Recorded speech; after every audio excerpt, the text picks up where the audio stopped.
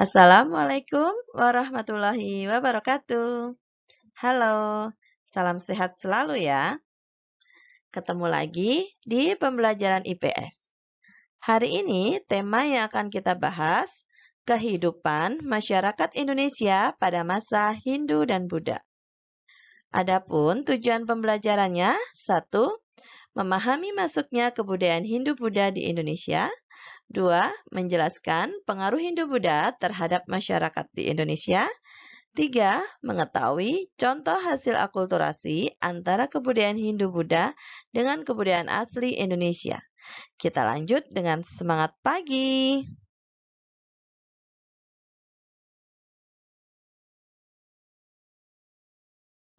Pertama, kita akan bahas masuknya kebudayaan Hindu-Buddha di Indonesia. Anak-anak, setelah melalui masa praaksara, masyarakat Indonesia memasuki masa kehidupan baru, yaitu masa Hindu-Buddha. Masa ini sering disebut juga dengan masa klasik, yaitu awal masuknya unsur-unsur budaya India di Kepulauan Nusantara. Bisa kalian lihat dalam peta? Di sini ada peta jalur pelayaran laut dan darat Cina-India. Yang berwarna merah itu jalur darat yang sering disebut dengan jalur sutra. Yang berwarna biru adalah jalur laut. Apa keuntungan yang diperoleh masyarakat di Indonesia dalam perdagangan laut? Yang berwarna biru? Ya, betul. Jalur ini membentang dari negara Cina melewati Asia Tengah sampai ke Eropa. Komoditas utama yang diperdagangkan kain sutra dari Cina, makanya disebut dengan jalur sutra. Selain kain sutra, juga ada wewangian dan rempah-rempah menjadi komoditas utama yang sangat laris di Eropa. Sejak awal abad Masehi, jalur darat atau jalur sutra dialihkan melalui jalur laut, karena situasi jalan darat di Asia Tengah tidak aman. Jalur laut yang terdekat dari India ke Cina atau sebaliknya yaitu melalui Selat Malaka. Bisa kalian lihat di dalam peta, di mana posisi Selat Malaka itu ada di negara kita. Peralihan rute perdagangan ini telah membawa keuntungan bagi masyarakat Indonesia. Kepulauan Indonesia menjadi transit atau pemberhentian bagi pedagang-pedagang Cina dan India. Masyarakat di Indonesia juga aktif ikut perdagangan sehingga terjadi kontak hubungan di antara keduanya, yaitu India, Indonesia, dan Cina. Hubungan dengan kedua bangsa ini menyebabkan pengaruh Hindu-Buddha yang berasal dari India berkembang di Indonesia. Teori masuknya Hindu-Buddha di Indonesia ada 4, yaitu 1. Teori Waisa, 2. Teori Ksatria, 3. Teori Brahmana, 4. Teori arus balik. Kita akan bahas satu persatu. Yang pertama, teori Waisa dikemukakan oleh N.G. Krom. Menurut teori ini, proses masuknya Hindu-Buddha di Indonesia dibawa oleh pedagang India yang menetap dan melakukan perkawinan campuran dengan perempuan pribumi.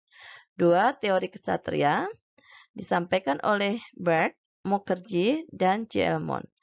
Menurutnya, proses masuknya Hindu-Buddha di Indonesia dibawa oleh golongan ksatria yang kemudian terjadi konflik perebutan kekuasaan di Indonesia dan berkembang menjadi kerajaan.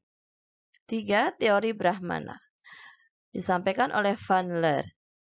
Proses masuknya kebudayaan Hindu-Buddha di Indonesia dibawa oleh kaum Brahmana yang menguasai huruf Pallava dan bahasa Sanskerta kemudian menyebarkan ke Indonesia. 4. Teori arus balik oleh F.D.K. Bos. Proses masuknya Hindu-Buddha dibawa oleh pelajar Indonesia yang belajar Hindu-Buddha di India. Mereka kembali untuk menyebarkannya di Indonesia.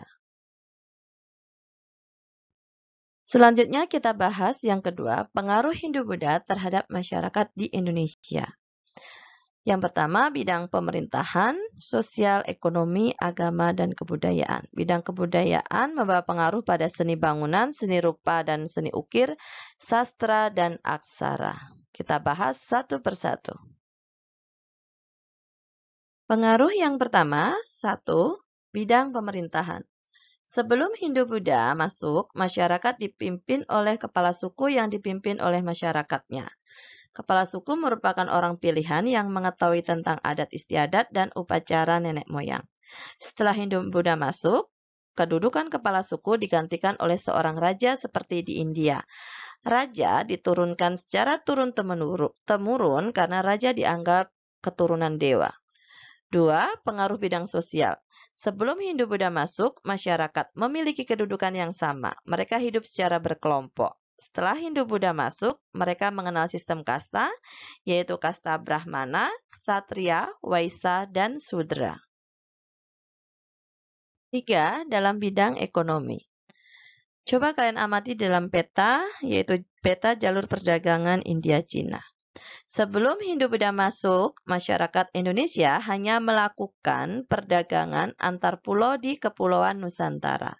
Namun setelah masuknya Hindu-Buddha di daerah pantai timur Sumatera, yaitu Selat Malaka yang Ibu kasih tanda panah hitam dalam peta, menjadi ramai.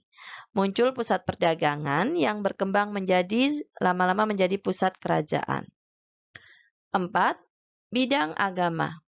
Sebelum masuknya Hindu-Buddha, masyarakat Indonesia mengenal sistem kepercayaan yaitu animisme dan dinamisme. Bisa kalian lihat di dalam gambar. Sebelumnya kita sudah bahas di masa prasejarah. Setelah masuknya Hindu-Buddha, masyarakat Indonesia mengenal dewa sebagai Tuhan dalam ajaran agama Hindu dan Buddha.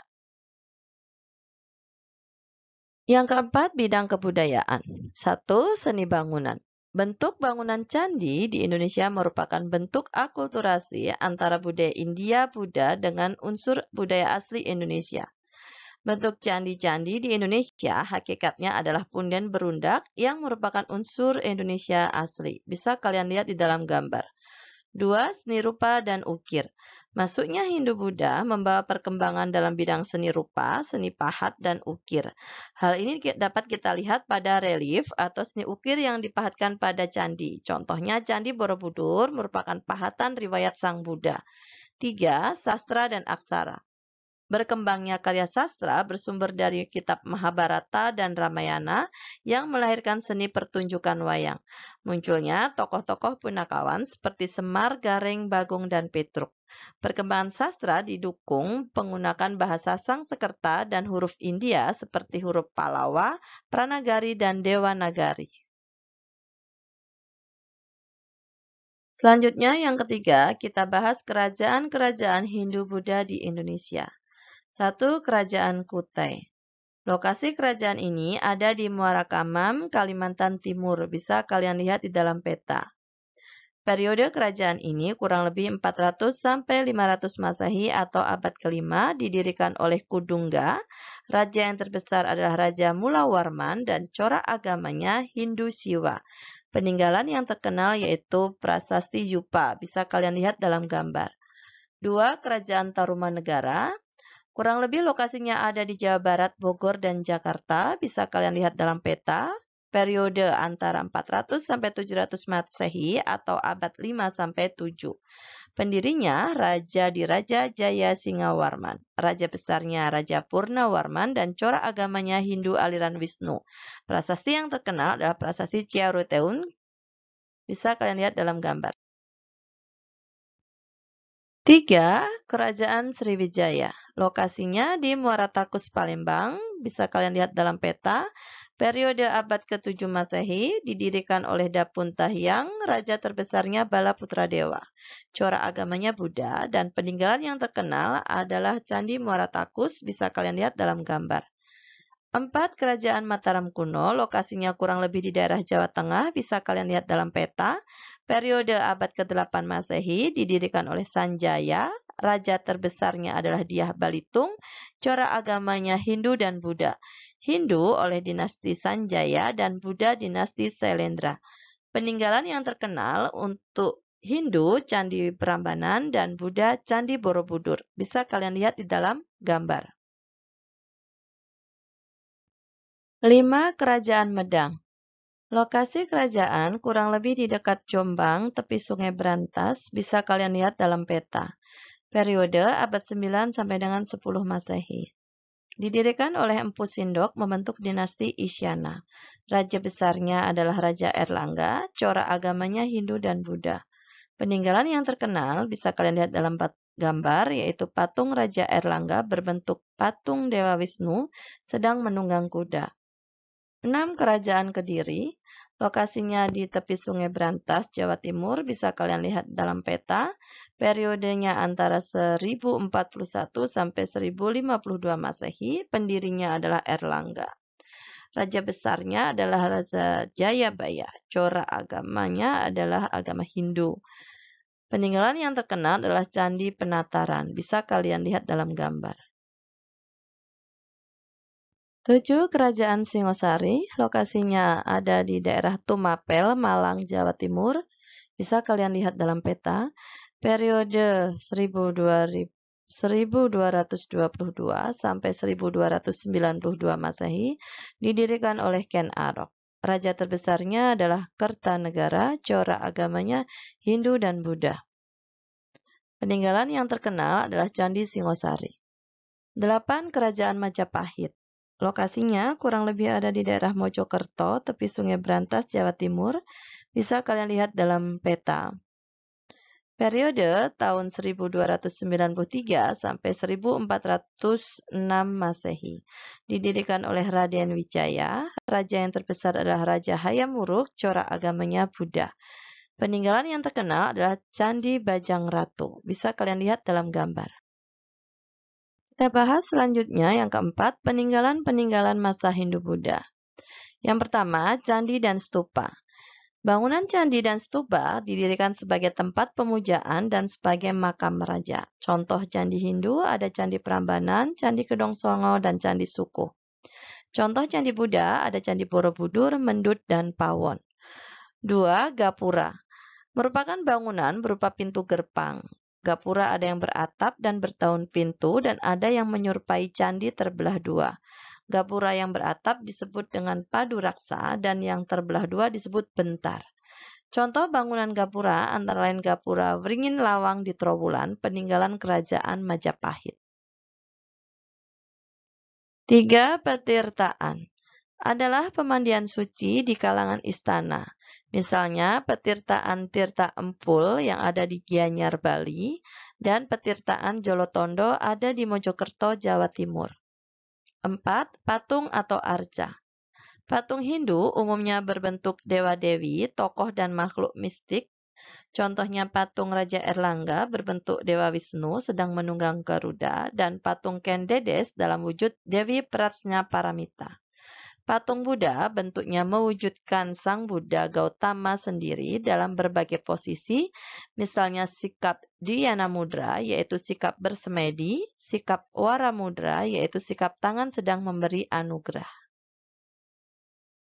5. Relief adalah seni pahat pada dinding suatu bangunan atau candi. Relief ini melukiskan suatu cerita, contohnya cerita Ramayana yang dipahat pada dinding Candi Prambanan. 6. Prasasti adalah tulisan pada batu yang memuat berbagai informasi tentang sejarah, peringatan, atau catatan suatu peristiwa. Contohnya Prasasti Canggal, Tugu, dan Prasasti Kota Kapur. 7. Kitab merupakan karangan berupa kisah, catatan, laporan tentang suatu peristiwa atau sejarah. Isinya berupa rangkaian puisi yang sering disebut dengan kakawin. Contohnya kitab Bharatayuda, karya Empu Sedah dan Panuluh, kitab Sutasoma dan Negara Kertagama, karya Empu Prapanca. Dari apa yang kita pelajari hari ini, dapat kita simpulkan bahwasanya masuknya Hindu-Buddha ke Indonesia membawa pengaruh terhadap kehidupan masyarakat Indonesia, baik dalam bidang pemerintahan, sosial, ekonomi, agama, dan kebudayaan. Masuknya kebudayaan Hindu-Buddha ke Indonesia ada 4 teori, yaitu teori Waisya, teori Ksatria, Brahmana, dan teori arus balik. Peninggalan-peninggalan Hindu-Buddha di Indonesia antara lain seni bangunan berupa candi dan stupa, patung atau arca, relief, prasasti, dan kitab-kitab. Alhamdulillah, selesai sudah pembelajaran kita pagi ini. Tetap semangat belajar ya. Dan ingat, stay at home. Bye-bye, ketemu lagi di pembelajaran selanjutnya. Wassalamualaikum warahmatullahi wabarakatuh.